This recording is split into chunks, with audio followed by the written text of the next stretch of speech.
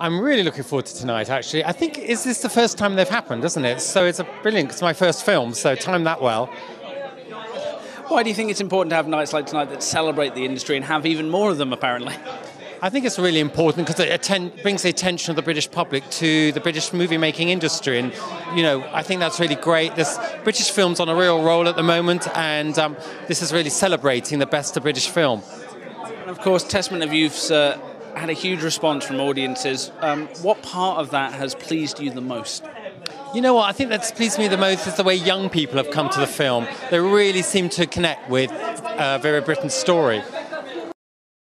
I think the reason Vera's account is so powerful is it's a woman's perspective on war. It's really about those who work behind the scenes, and it's an amazing story of love and loss. There's one scene that I found always powerful, brings me close to tears, which is when she tends a dying German officer. And she really connects with him as a human being and sees that he also loved to have a girlfriend back at home. And she sort of stands in for this girlfriend as he's dying.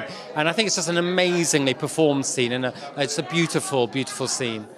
Talking about beautiful, obviously, Alicia Vikander is one of the most beautiful young stars on the planet and doing very well right now. What's that special quality that she seems to have?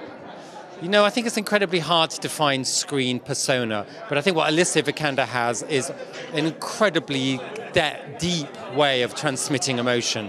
And, there's just a million shades of emotion in her face. And I think that's Ingrid Bergman, isn't it, really? Of course, alongside her, you've got some of the greatest young men of their generation. Can you talk a little bit about people like Taron and Kit and just the wonderful tapestry they managed to weave? That's a lovely way of putting it. I think that, they are the best of today's young male talent who are merging onto the big screen. Taron Egerton, obviously going to be a big star. Kit, already well known. Colin Morgan brings his youth fan base from Merlin.